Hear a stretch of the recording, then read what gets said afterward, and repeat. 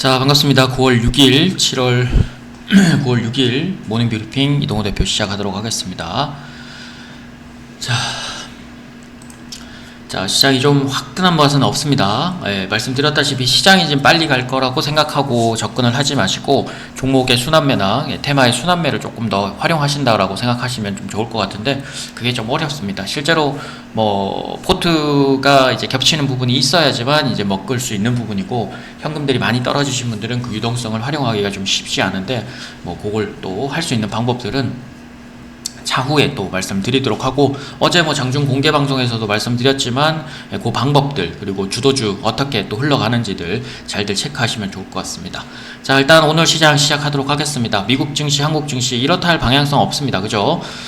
뭐 코스피도 그렇고 미국도 마찬가지로 노동절 연휴 이후에 휴장 이후에 뚜렷한 방향성보다는 관망세를 좀 보였고요. G20 정상회담 그리고 연준이의 베이직 공개 등을 앞두고 있는데 뭐 이렇다 할 이제 호재도 없고 이번 주는 이제 큰 이벤트도 없기 때문에 아마 시장은 좀 심심한 흐름 속에서 아마 테마주 장세가 좀 이어지지 않을까 싶습니다. 그리고 어제 장중에 이제 중국 서비스업 8월 서비스업 지표가 나왔는데 8개월 만에 최저치를 기록을 했습니다. 뭐 일단 수치는 50 이상이긴 한데 지난달보다 훨씬 더 많이 내려가는 모습들을 좀 보여서 중국 경제가 아무래도 지금 불안감들을 계속 키워 나가고 있다는 점들을 대변해주고 있는 것 같습니다. 국내 증시 이제 주도주 부재한 반면에 AI나 의료기기, 로봇, 카메라 관련주들이 계속적으로 지금 대기업들 참여나 뭐 관련 엔비디아발 이제 호재들이 계속 나오게 되면서 강세를 조금 이어갔고요. 뭐 어제는 오랜만에 카메라 관련주들인데 테슬라라고 바뀌지는 않았지만 테슬라 추정으로 지금 미국 자동차 업체와 삼성전기가 대량의 이제 카메라 모듈 공급 체약 예결 세실이 있어서 그것 때문에 이제 카메라 관련주들이 오랜만에 반등이 좀 나왔었습니다. 자, 미국 증시는 이제 뭐 다른 부분보다는 이제 연휴 이후에 뭐 특별한 내용들이 없었지만 국제 유가가 급등세를 최근에 보이게 되면서 인플레이션 압박과 긴축 종료에 대한 기대감도 약화가 되면서 분위기는 다운이 된 모습이었습니다.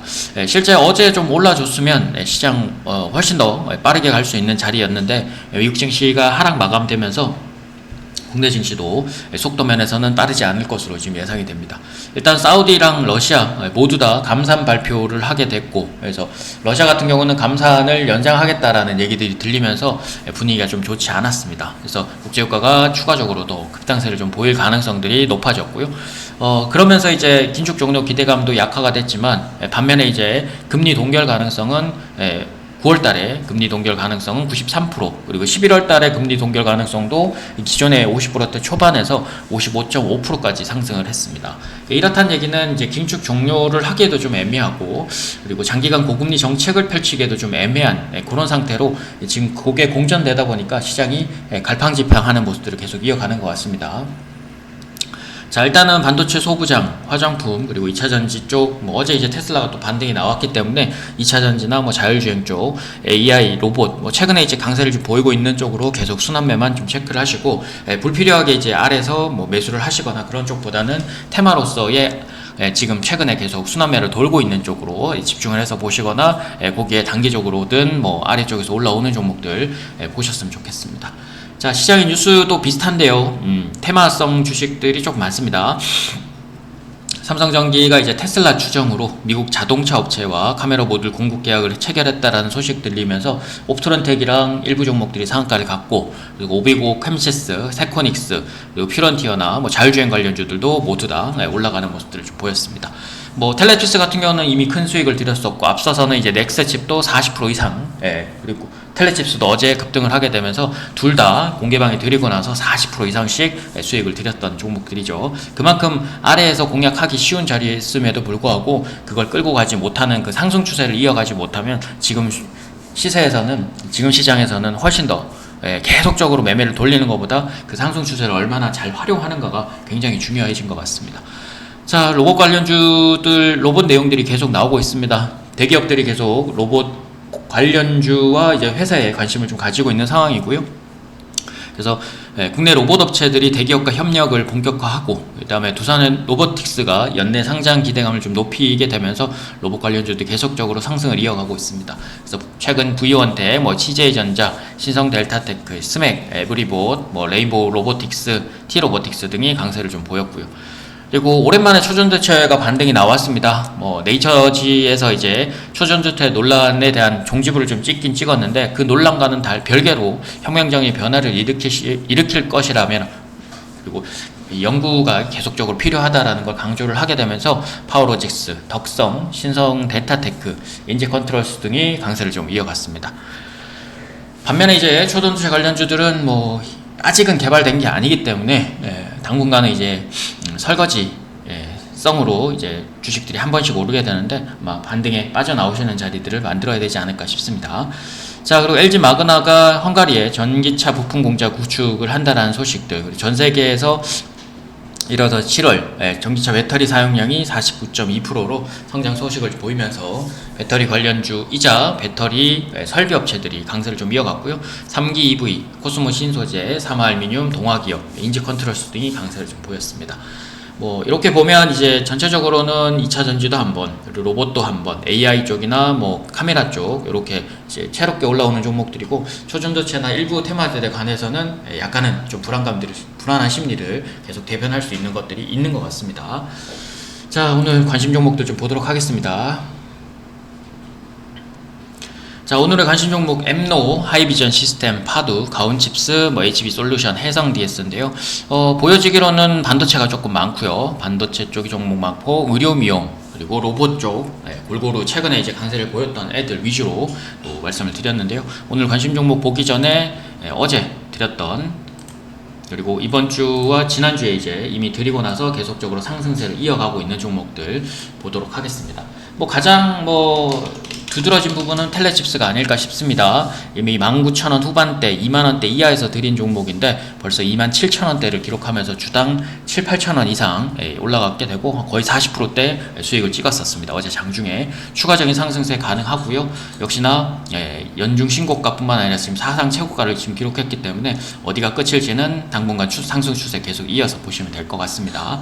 오늘도 상승 출발이 아니면 약간의 하락 출발 시 캔들은 겹쳐서 갈 수 있으니까 그거 한 번 더 보시면 될 것 같고요. 자, 그리고 어제 드렸던 애들 잠시 보도록 하겠습니다. AD 테크놀로지. 그래서 엊그제 비슷한 자리였습니다. 그래서 어제는 그 자리 통해서 충분히 매수 자리가 소폭 있었고, 소폭 매수한 이후에 약간의 수익권 달면서 어제 마무리가 됐을 것 같고, 오늘도 한 번 더 자리 돌파하면서 이전의 자리죠. 27,000원대 다시, 그리고 27,000원에서 29,000원 사이 다시 도전하는지 보시면 될 것 같습니다. 어제 사신 분들은 소폭 수익권으로 들고 계시면 될 것 같아요. 자, 그리고 넥스틴도 비슷한데요. 어제 그 자리 충분히 줬고, 그 자리 통해서 아마 매수는 조금 더 할 수 있는 자리가 어제 저가랑 시가 정도까지는 가능하고요. 어제 종가랑 저가까지 시가는 조금 높아 보이고, 그래서 82,000원에서 81,000원대 가능한 상황이고요.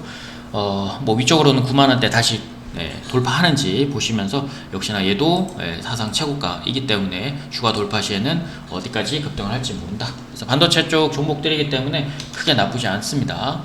자, 그리고 파두 어제 쉬어가는 자리가 정확하게 나왔습니다. 그래서 오늘 낮게 출발해서 어제 저점을 깨지 않는 선이라면 오늘 역시나 양봉이 한 번 더 나온다면 46,000원, 47,000원대 다시 돌파할 수 있으니까, 최근에 파두도 그렇고 신규 상장주들이 아무래도 힘이 좀 좋기 때문에, 매물대가 좀 적어서 힘이 좋기 때문에 한번 슈팅이 나오는 것들을 단기적으로 좀 보시는 경우들도 있는데, 파두는 반도체 쪽도 연결이 돼 있으니까 그 분야들 조금 더 가볍게 좀 보실 수 있을 것 같아요. 그래서 일단 41,000원 중초반 가능하고요.